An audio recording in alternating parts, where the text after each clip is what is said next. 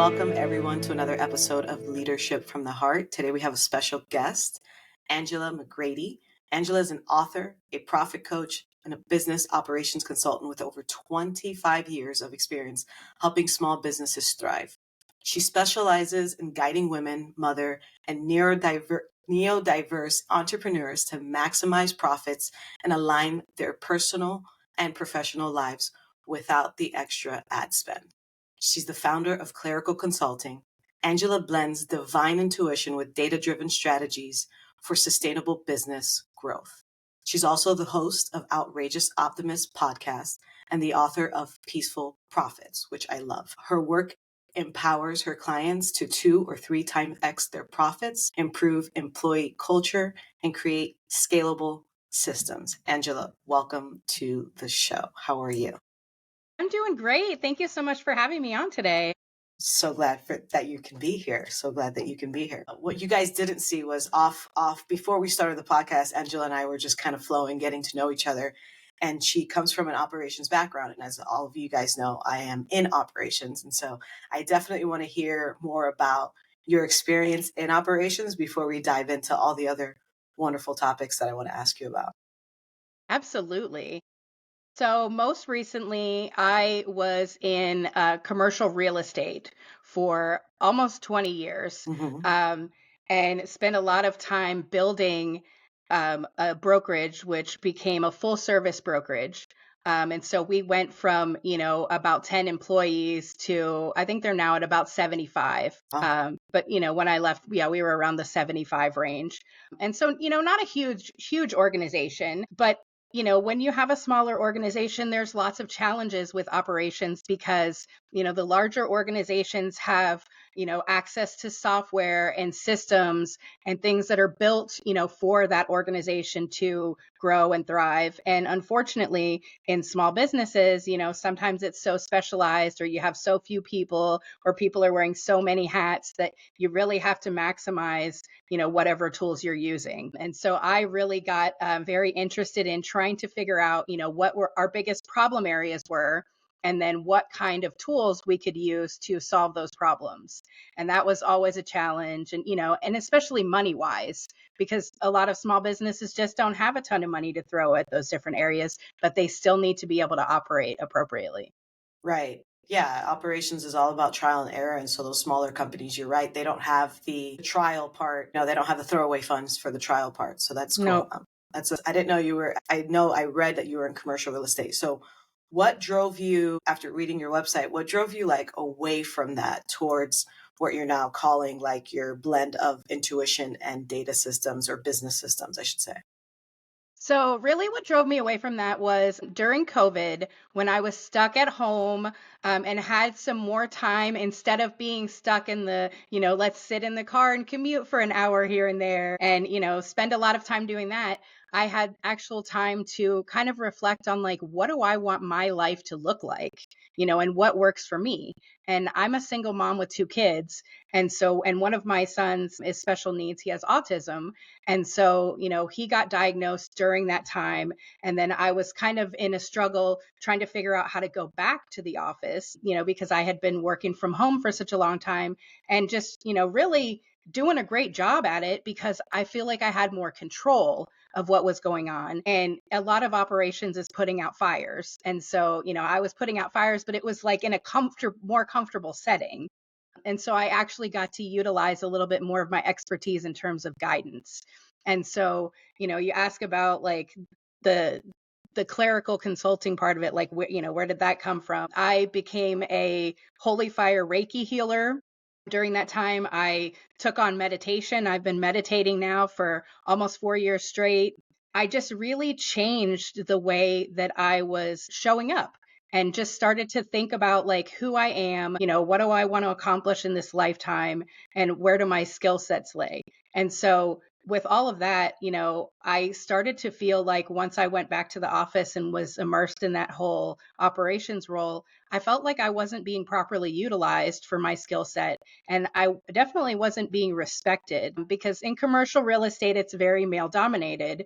And so some of the challenges that I was experiencing as a mother and, a single mother, no one could really relate to that. Right. And so, and they still had these expectations that I was going to be able to like, be at all the events after work and, do happy hours and all this. And I'm just like, my life has changed Yeah. and I can't really show up in that same way anymore.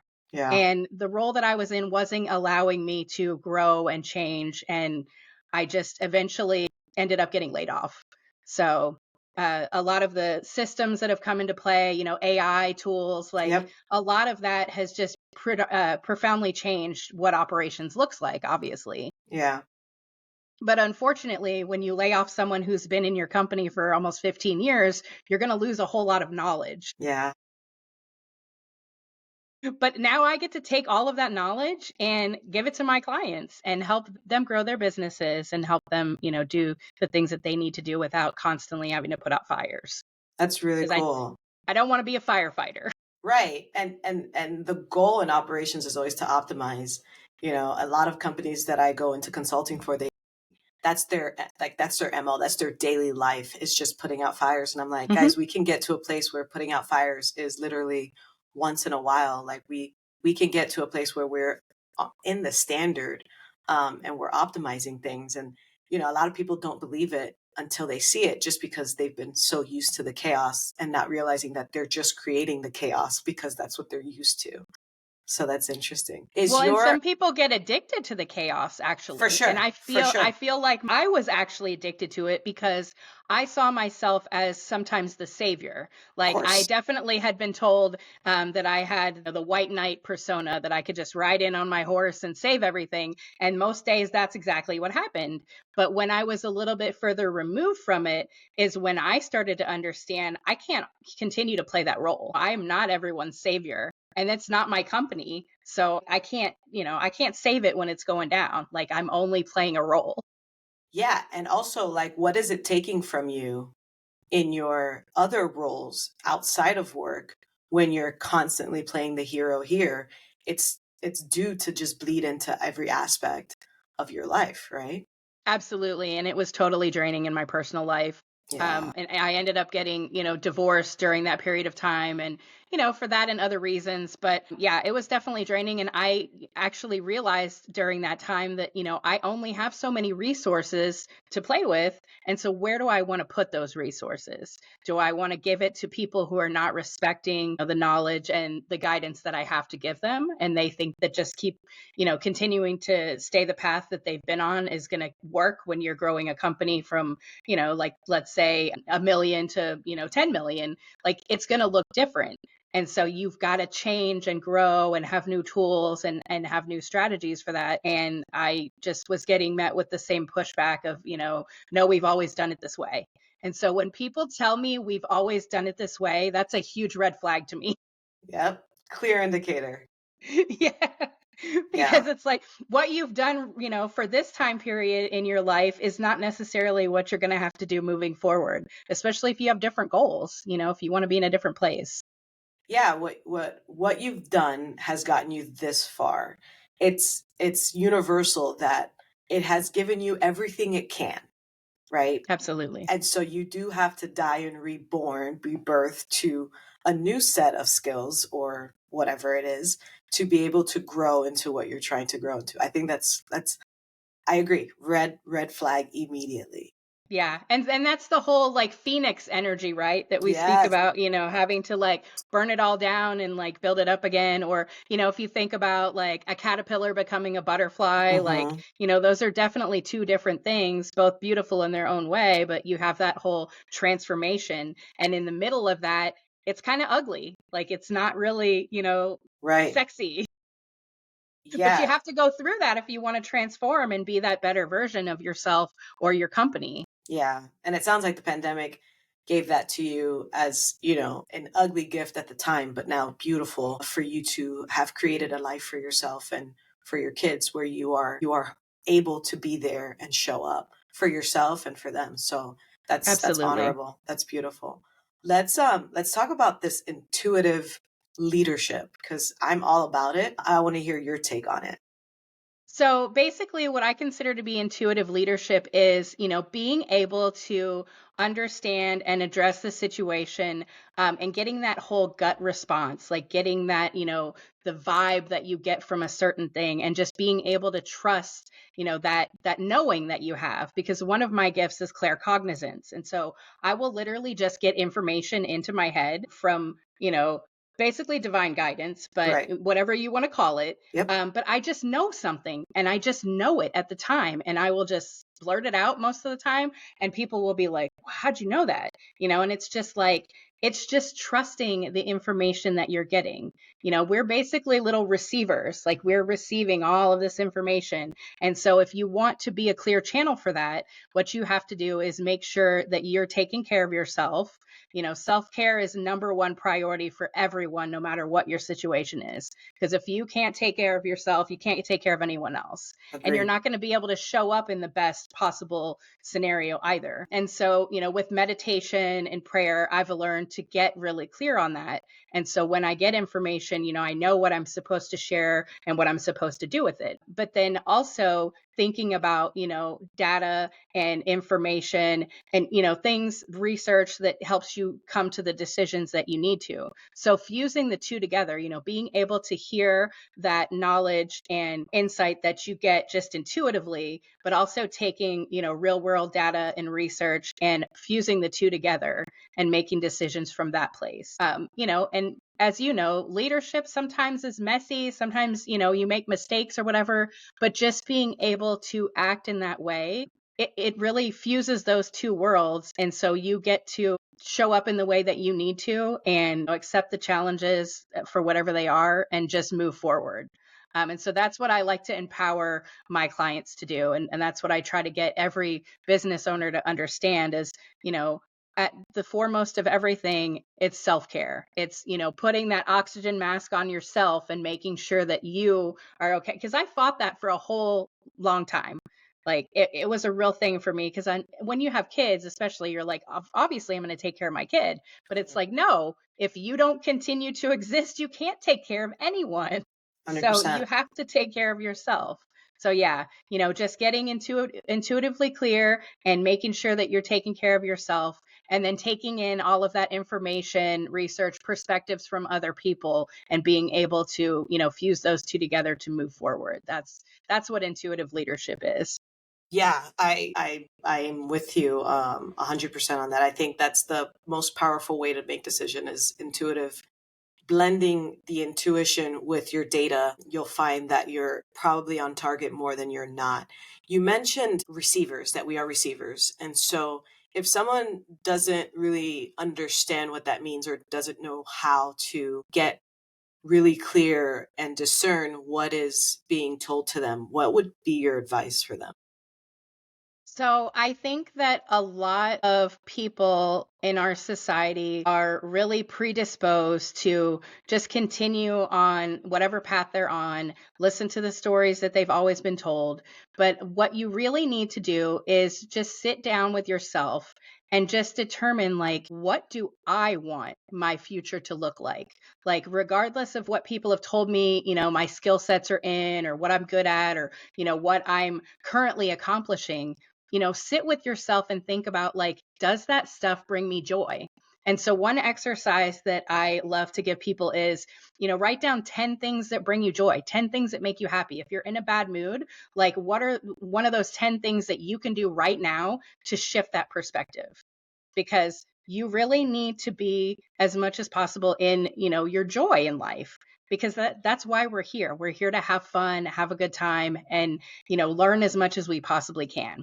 Yeah. And so really, and you'd be surprised, a lot of people, when I ask them that question, they're like, I don't know, or maybe I have like one or two. And it's like, no, this is your life. You need to be an expert on your life. You need to be at any given time, like, able to answer any question that someone gives you about, what do you like? What do you dream about? What drives you to get out of bed every day? Like, if you can't answer those questions, and not just at the surface level, like at a deeper level, like, get to know yourself like you're passionate about other things. Say that you're interested in, sports, and you follow, whatever teams or whatever, and you know everything about the players on that team. Do you really know about yourself? Like, do you know what you like, or what you think about on a daily basis, or what really drives you? Because I think that it's much easier to get caught up in that, because I think that the world, just kind of forces us to, be in this bucket or that bucket or whatever, and separating ourselves from everything. But at the end of the day, you are living in your body, and you're the only one that's going to be taking care of that. There's nobody that's going to come in and save you from whatever situation that you're in. And so you really need to be the expert on you. For sure. Do you think it's necessary for people to get really clear on them before they start to channel in messages, just because they could be still operating from a different? You do. Okay. Yes, absolutely. Absolutely. And how far do they have to get before they start to like trust? Do they play the game of like, my gut saying this, let me do it, and my gut saying this, don't do it? Like, what do you recommend? I would totally recommend, if your gut is telling you to do something, even if you're like, oh my God, that sounds like something I should not be doing, just do it. Like, Just do it. seriously, just do it and see what happens. I'll give you an instance, or an example of that. So I had a friend who won some concert tickets on a radio station. And when she called in and got the information, they were like, just send us an email, with the concert information in it, and we'll give you the information to come pick up the tickets. And so she was so excited, and she told me about that. And I was like, oh, really? They just told you to send an email to the station? And she's like, yeah. And I was like, what's the email address? And so she gave it to me, and I sent them an email, and they sent me information to come pick up some free tickets. So I just, by sending an email, got free tickets to go see Tom Petty, which he was on my bucket list. And it was right before he passed away that same year. And so I just feel like when you get an idea, when something comes up for you, just act on it and Yeah. just see what happens. Because you know what? When you ask questions of the universe or anything else, like, yeah, you might get a no, but you might get a yes. And True. every question that you don't ask is automatically going to be a no, because you didn't go there. Right. So you might as well just put yourself out there and see what happens. I like it. I like it a lot. Yeah. That's my favorite story too. I love to Yeah. tell people that, because I'm just like, it was just so cool. And it's just like everything divinely aligned, just because I just happened to take action. Sure. Yeah. No, I think that's, and I want to say, like, in this corporate America, I feel like now we're shifting gears, and we're getting to a place where we're honing in on our natural gifts, right? Because we have these gifts in the workplace, and then we have our gifts that we only use like at home or with our friends. And I do see a blend of, hey, I can take this with me to the office and use it in the most appropriate way, but this is also who I am. And so, how do people identify that in your world? How do people identify those outside gifts that they have, and how do they blend that in? Like you said, you're clairvoyant. And so, how did you learn how to blend that in appropriately? So I feel like at first it might not have been as appropriate as it Sure. probably should have been, but I constantly would get people telling me, "You're psychic. How do you know what I need before I ask for it?" And it's just like I very much tune in to my environment. And I don't know if you've ever heard of human design, Yeah. but I would recommend, for anybody who is interested in kind of exploring themselves a little bit deeper, human design has helped me a lot. And I figured out that I was a projector, and Hmm. that I have a very open channel. And so I constantly am getting a lot of information from my environment. And sometimes it's very overwhelming, but I'm very focused on mentally projecting. And so I was using my gifts before I even knew that I had them, in terms of, people would be struggling with something like, I don't know how to convert this document into a PDF, or I don't know how to get this, problem solved or whatever. And I just could sense, that frustration. And then I would just immediately act on it, and Right. just, come up with a solution for them or what. And they'd be like, I didn't even ask you for help on this. And like, well, you didn't need to ask me. I just kind of knew. And so a lot of times I would go into meetings too, and I would just listen and just take in all of that information. And then, while I'm listening, I'm like writing down possible solutions for things or things that we can try. And then I feel like the best thing that you can do is just ask questions, because sometimes people don't want to be told things. They want to come to it, in their own time. And so what you can do in order to get closer to that is just ask them questions and, kind of turn the question a little bit each time, kind of directing it to where you want it to go. But just keep asking them. And then eventually you'll get them to a place where they're a little more warmed up and comfortable. And then you can kind of go further in that. And so, yeah, when I started to get,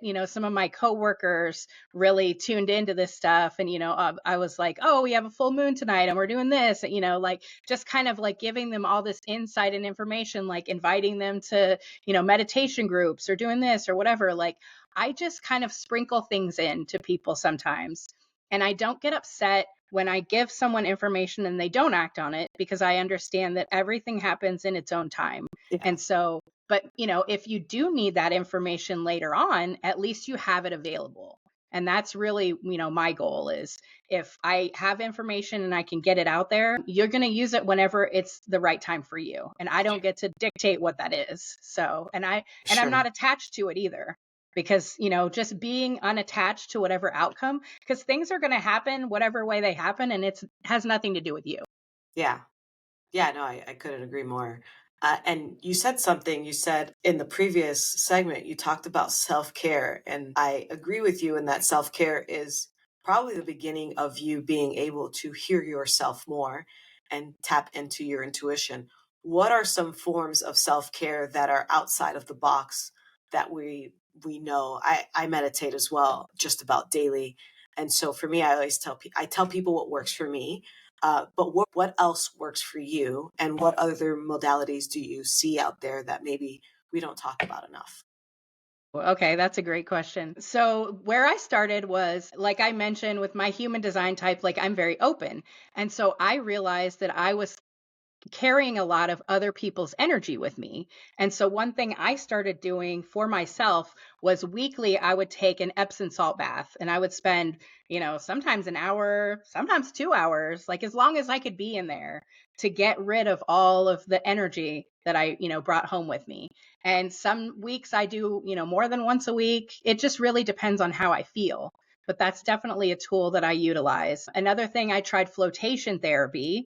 So that's really great, as long as you don't get really concerned with small spaces, or, Yeah. being like claustrophobic and trapped Yeah. in, and once you do it a couple times, you kind of get used to it. But for me, being able to disconnect from everything and not having to be responsible for a company, a child, like all of that stuff, just having that reassurance that I was able to spend that time for myself, Mhm. just, reconnecting and clearing out everything, was amazing. Another modality that I tried was fire walking. Ooh, So being able to walk across hot coals and not getting burnt was a whole experience. And all of that is about, and being able to release. And again, because if you hold on to something, you're more likely to get burned, because the surface of your body is going to be heavier on that thing. And so that was like a whole experience as wow. well. Yeah, but I just, like, during that time when I was learning how to heal myself, I also do tarot and oracle readings for myself. I love to journal a lot. I was going to like guided meditation groups. Sound healing is amazing, because, just being able to lay there and just experience all of those different vibrations and how they hit your body and your chakras in different ways, was amazing. And I think I mentioned, I learned Reiki healing. So I learned to understand, that emotions are going to be stuck in certain areas of my body, and how I could clear those. And I'm not saying everybody has to go out and learn Reiki, but like, if you can go to a Reiki practitioner once in a while and get them to kind of clear everything out is great. Massage was also a lifesaver for me too, because as someone who's constantly carrying a lot on their shoulders, I was very tense. My whole body was feeling that. And just being able to kind of get that worked out and have that time that's set aside for you and only you, where you're not focusing on anything else. I think that's key in any self-care activity. It's like that focus on just you and not anything else that you're responsible for. You have to have that. Right. What a concept of self-care being when you are only responsible for you. Yeah. Yeah. Because Wow. for some of us, that's, very few and far between when that happens. Yeah, I can see how I even, I can put my dog in front of me as far as caring for, so easily because we're just so used to it. And I can see that, what I call self-care may not actually be self-care. I may be actually avoiding that a little bit and caring for, my dog. And I'm calling it self-care just because it, hey, I'm walking too, but it's not a walk where I'm only concerned about me, right? Just having to be vigilant for him automatically takes the spotlight from myself off myself, so Right. what And I it's having love that that. intention. It's Yeah. really having the intention of taking care of you. And I think that's really what makes it self-care above Right. just, anything else. Because I think a lot of people think sometimes that self-care is selfish, but, it's not selfish at all. If you are not functioning Hmm. appropriately, you can't be what you need to be for everyone else. So Exactly. it just makes Exactly. sense. And Exactly. having that intention of understanding that, like, I need XYZ to do this, it's just like anything else. Yep. It's a formula for success in every area of your life if you just learn how to take care of yourself. Yeah. And create that vision for yourself because I think everything starts with self leadership. Yes. And we often, just like you said, we're very robotic, or we're just in the programming, and we're just going through, I go to work at 8 and I drive here and I take this road. How do you recommend that leaders or aspiring leaders start to create small visions? Because I find when I ask a leader, like, so what's your vision for this place, and they're just like deer in the headlights, and I'm like, okay, so how do you want it to feel? And they're like, good. And I'm like, okay, can, What does that can we mean? go deeper? Right. Like what is it that you want to see from people? And so what do you recommend as something small, baby steps for leaders to start creating a vision, whether it's for themselves and their self-care or for their department and those who they lead? I think the first step that you can take towards that is just understanding what your goals are. For Okay. one, because if you don't know what your goals are, because I meet with business owners all the time, and that's one of the main things that I ask them is, what's your number one goal? Like, what do you want to accomplish in this lifetime? And I'm not even talking about in your business, because it's so intertwined. Those two are just so working hand in hand. And so what you need to understand is, okay, so if your vision is, if you're a parent, like being able to spend, appropriate time with your kids. Okay, well, then you have to look at what you're doing every day and see how that works with what your goal is. Because if it's not working, then you're going to have to look at different opportunities or ideas to, make that change so that it's going to be fitting with what your goal is, or else you're never going to get there. And then taking that first step of, okay, so if that means that I have to leave the office at, 5 o'clock every day. So when 5 o'clock rolls around, you can't still be like working on stuff. You have to have those boundaries in place where you can say, okay, this stuff is going to be here tomorrow. Because I can tell you, like, for many years, people who are leadership oriented or very high achievers, we have a really hard time like stopping when it's time to stop. Like, we're like, oh, I can just do one more thing, or I can just do, and you're trying to set yourself up for success in, your professional life, but what are you doing to yourself personally? And if you said that that was one of your goals, was to spend more time at home with your kids, then you need to get your butt home. Like, Yep. and so I think that's one thing. It's like just analyzing, and this is what I've learned from having a child on the autism spectrum, and having those brain differences too. Like, people's brains work differently. What you have to understand is the behavior piece of it. So when you behave in a certain way, is that behavior consistent with what you have as a goal. And if it's not, then you need to work and change your behavior, because behavior is communicating, and you're communicating to the universe that you don't want the goal that you set for yourself, because it's kind of like we were talking earlier, doing the same thing that you've always been doing is not going to get you the outcome that you really want, because you're not in that place anymore. Yeah. So just really thinking about that, and looking more intently at your behavior. So if I say that I want to meditate in the morning and work out and journal, like, what time am I getting up? Am I giving Yes. myself enough time for those Yes. things? Because if I'm not, and then I'm constantly berating myself when I don't meet those goals, like, who's setting me up for success? And Mhm. that goes for team relations also. When you're working on a team and you're leading, are you setting your people up for success? Do you have lofty goals for them that they're not going to be able to meet because their behavior is not matching up? And that's your job as a leader, to be able to look at that and structure it in a way so that you're guiding your people in the right direction and not having them bang their heads against the wall every time. Right. Identifying the behavior, that's huge. Yeah, for Yeah. sure. For sure. Because How behavior is communication. it It is. absolutely is. And some would say, the old saying, actions speak louder than words, and I think that Yep. that's probably right up against that. In your experience, how is leadership and parenting similar, and how are they maybe not similar, but I'm more interested in how similar they are. I don't have children, but I have this theory that leadership and parenting kind of are synonymous, so I want to get your take on it. Oh my gosh. So I've been actually working on course in this, because I feel like they're so similar. So when I was with that company for so many years, I came in the 2-year old phase. And so, it was very much like in parenting, that toddler, just throwing stuff and just kind of haphazard. Like, we didn't really have structure that we needed to.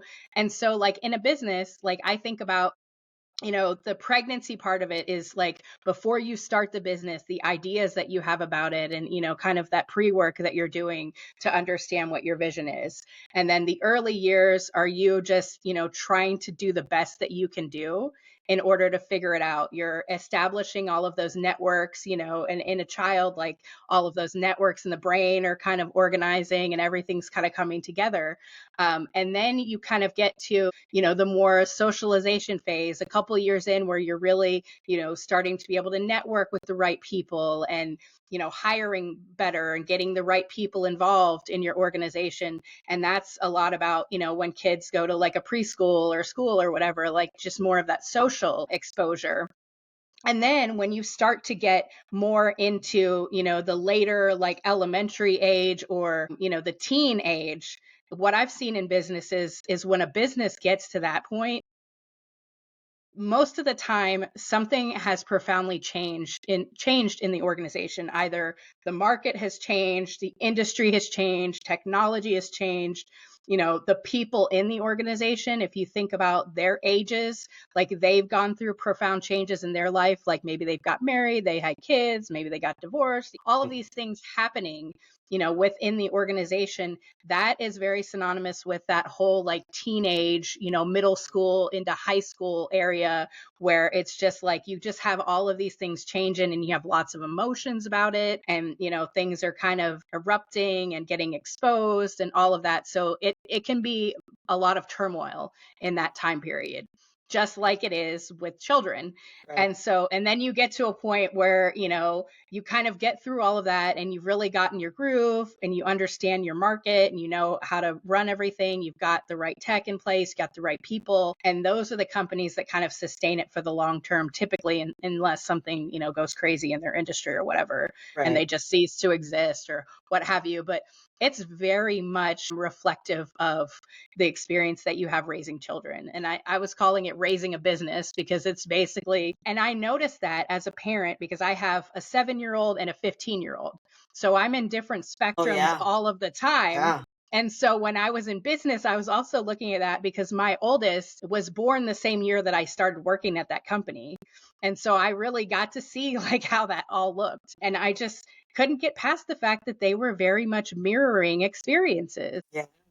And I do think that people who don't have children, don't have that extra level of understanding when it comes to that. So I do think that having people in your leadership circle that do have that will definitely help you. So if you don't have that experience, at least you can kind of talk to them about it, because there are some things that go on during those times, especially the teenage years, that are just really difficult for a business to make it through. And a lot of them don't. You Yeah. can look at the statistics on how many businesses make it to that range, and it's not great, you know? Yeah. And there's a lot of reasons why, and it's not just money related typically. Yeah. And yeah, because the teenage phase, just remembering being a teenager, it's such Yeah. a hormonal, for all of us, men and women alike. And so I can understand that. Is that sort of what your Peaceful Profits is about? Is that like, tell me more about Peaceful Profits? So Peaceful Profits, it's a book that I had published, and it's basically I'm working on the second edition of it right now. I saw But that that. first edition was really just getting the strategies out there that I use with my small business clients. And it's basically strategies to get money in their pockets quickly, because typically small businesses don't have a lot of cash flow because you're just getting started. And they also don't have a real pathway to profit. And so in my book, I give you a pathway to profit. And from my research, I determined that there's certain strategies that really help small businesses grow. And most people that start a business, they're really good at whatever they're in business for, but they're horrible at running their business. And they really need help and guidance in that area.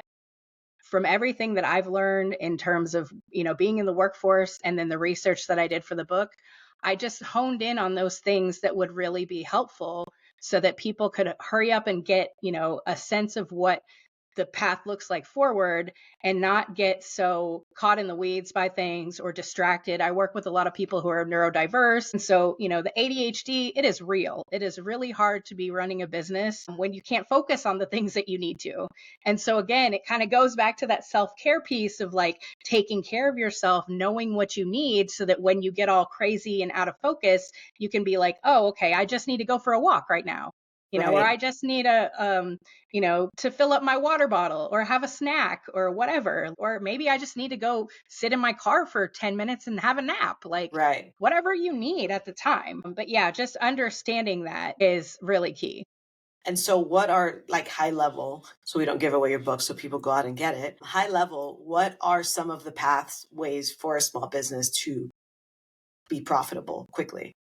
So, one of the main ways that we look at is tracking your metrics and understanding that there are certain metrics that you need to be hitting in order to reach your goals. If you want so many clients, like how many calls do you have to make to Yes. get to that point? How many of those calls do you have to close to get to that point? Hmm. And then looking at your expenses, if I'm spending hundreds of dollars in this area and it's not paying off, I need to be able to look at that and go, okay, and be able to understand the information that I'm getting from that data, and then also bring it back to me and see how that feels when I look at it in that way. Because, again, pulling in that intuition piece of it, but just being able to track the metrics, because you would be surprised. A lot of the business owners I talk to, they have no idea what their metrics are. They have Right. no idea sometimes even how many customers they're serving or whatever. And it's like you're the business owner. You have to know this stuff. This is your baby. You are responsible for this. So you Yeah. need to be the expert in it. It kind of goes back to being the expert. So you not only have to be an expert in yourself, but you have to be an expert in your business. Yeah, and or outsource that piece so somebody can do that for you, right? Because there's like fractional Oh, positions now where absolutely. people could do that for you, and I think that's such a underutilized aspect of people. Like for me, I subscribe to like I'm a subscription junkie, right? And so every once in a while, my wife has to like, let's see what you're subscribed to. This and this is the same. You don't need both. Let's pick one. And I'm like, ah, but that's a real thing, like It people is. just, you're just in business. And for me, I'm just trying to get something done. I'm a generator, right? So I'm work, work, work. Oh, I need this new tool to do this thing this one time, not knowing that like this other tool that I already have does that, right? And so sometimes you just need someone outside of you to just come in and say, I think these two do the same thing. Like, which one do you want? And that's sort of, is that like what your business, do you do that in business for people, the consulting part? That's absolutely what I do. That's And the amazing. consulting piece of it is, do you want me to do it for you? And then Or, I also right, do business coaching, and that's more of, here's your pathway. Do you know how go to do it. implement it? If you Right. don't know how to implement it, I'm going to sit right here next to you and we're going to do it together. And Dope. that's really what I live for, is being able to lock arms with the business owner and walk them through all of this, because it is hard to make it in this world as a business owner. And you can look at the statistics and know that that's the case. But there are resources, Hmm. there is guidance, and there are tools available for that. You just have to make the decision that you want to be held accountable to that. And that's the Right. biggest thing for me. What I, do with my clients is holding them accountable. You said you want this thing. What are we doing to get there? Let's look at your metrics. And do you find that leaders of organizations or small businesses, do you find that they're resistant to accountability? Or do you find the people that reach out to you are ready to be held accountable? Some. It varies. I think some people think that they're ready to be held Mm, accountable. And then when you start doing it, maybe not so much. sure. And and what you have to understand is it's all uncomfortable. Like, we are all uncomfortable at some point in time. So if you think it's all going to be pretty and everything's going to be great and there'll be no tears and, no bloodshed or whatever, like, no, it's not going to be like that. It is hard. But you have to show up every day and do the work, or else you're not going to get there. And you really do, that's what I love about what I do, is being able to show up for the business owners, because especially if you're a solo entrepreneur, you don't have anybody else. Like, yes, thank God for Chat GPT, that you can kind of throw ideas in there and get something spit back out at you so that maybe you can move forward when you're stuck.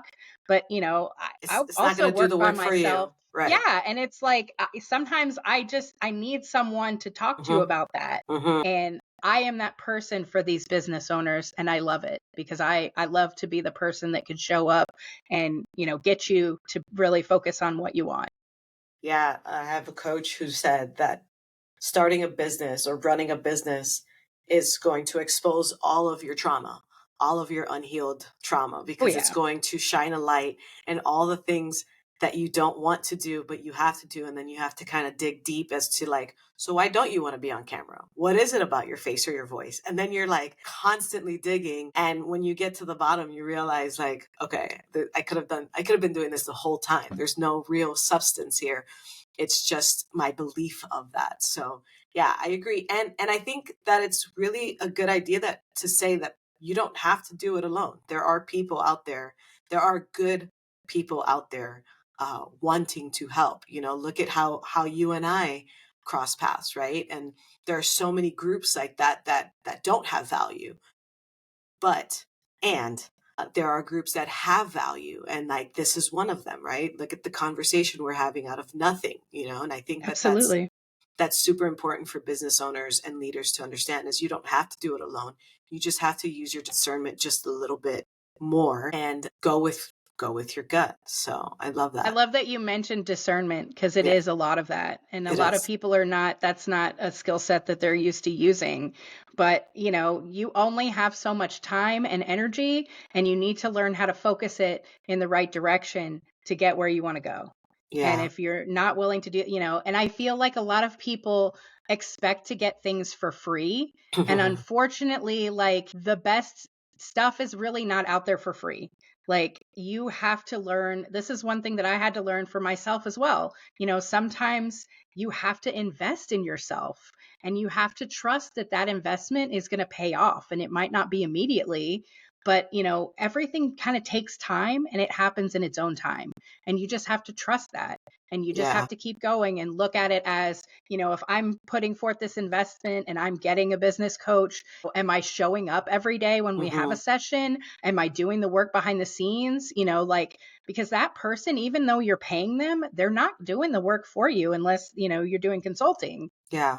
And so you, as the business owner, have to show up and be able to do it and be vulnerable. Like you mentioned, like, go deep on that, Yeah. because entrepreneurship is basically personal development on steroids. Like, it is just, and there's no way that you're going There's to no get way out around it. unscathed. Like, it is, it's coming for you. And whatever your deep, dark stuff, it's going to come out, and you're going to figure out why you struggle in certain ways. And I have definitely figured out, some of my trauma and wounding from different things. And I'm perfectly vulnerable and happy talking to people about it and saying, like, yeah, the reason why, I didn't call you back that afternoon or whatever is because when we spoke, you triggered me about, this, or I was in this situation where, yeah, like, you really hit a nerve. But being able to talk about that and understand what your triggers are and your trauma is, that's really key.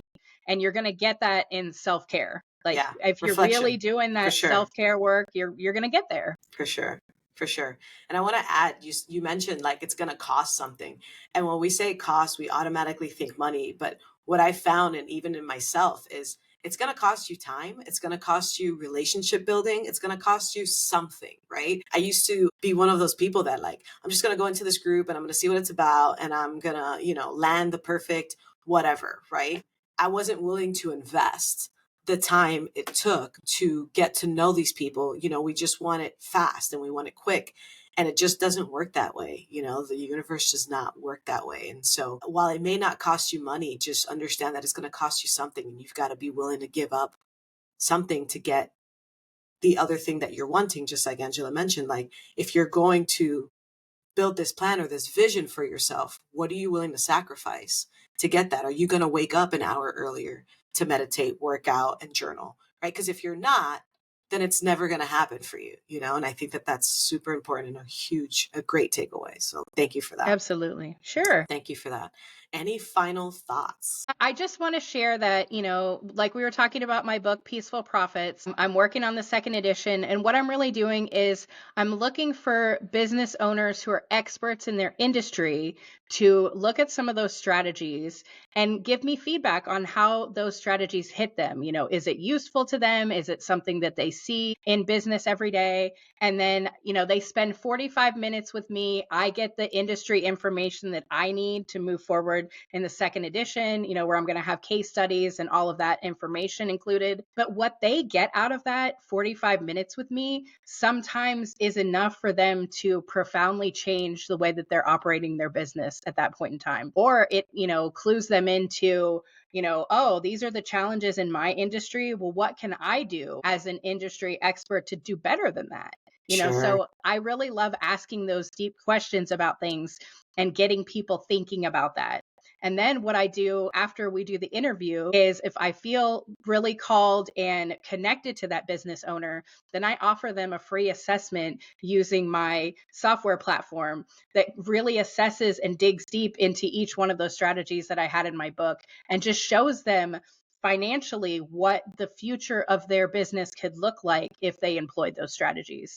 And that's the part that I really love doing for business owners is, even if they're not working with me, because I offer implementation services for that, I offer coaching if they want to go further on that. But even just giving them that pathway to profit, that roadmap, Yeah. that is just invaluable when you're a business owner. And I don't charge anyone for that. I feel like it's my mission to get as many people on the right track and doing the right things so that they can succeed in their business. Adding value. I love that. So how does somebody get a hold of you, or how do they, if they were interested in doing that, what do they do first? Get the book or contact you? They can go to my website and schedule a call. Okay. And then we can talk about it further. And I give everyone a copy of the book after the interview. I don't Very like to cool. give it to them before because some people are like, oh my God, Yeah. I need to, digest all of this stuff. But, I don't want any pressure. We walk through some of the stuff, live because I want to see how you react to it. I'm Sure. really big on, seeing the impact that things have. And I just get a whole lot of that energy exchange too. It's really exciting for me. And I love talking to people and interviewing them. That's I super really get cool. a lot out of it. So if you know any experts in different industries, send them my way because I need that. That's awesome. Yeah, Angela's information to all her contacts will be located in the show notes for you guys. I highly recommend you do that. Like she said, it's a free conversation and it's a possible free assessment if she feels called. I think that business owners like you who are continuously adding value to people's lives, you receive it tenfold, right? Because it's serving. Absolutely. And I love that. Thank you for that. And so And we're all creating the world that we want to live in. exactly. Exactly. So I'm going to mention this, even though I just mentioned that it's in the show notes, but how can people get a hold of you if they didn't want to dig into the show notes? Clericalconsulting.com, Mm-hmm. and that's CLAI. Perfect. And social? My socials are on Instagram. I am Outrageous Optimist, and that's Mist, MYST. And then I'm also on LinkedIn, Angela McGrady. I'm on Alignable now because I feel like there are lots of small businesses on there. So I've been really, trying to reach out to that platform. And I'm on Facebook, Angela McGrady. Yeah, you can find me on pretty much all of the socials. I If have you a look, TikTok too, but we'll see what happens, right? yeah.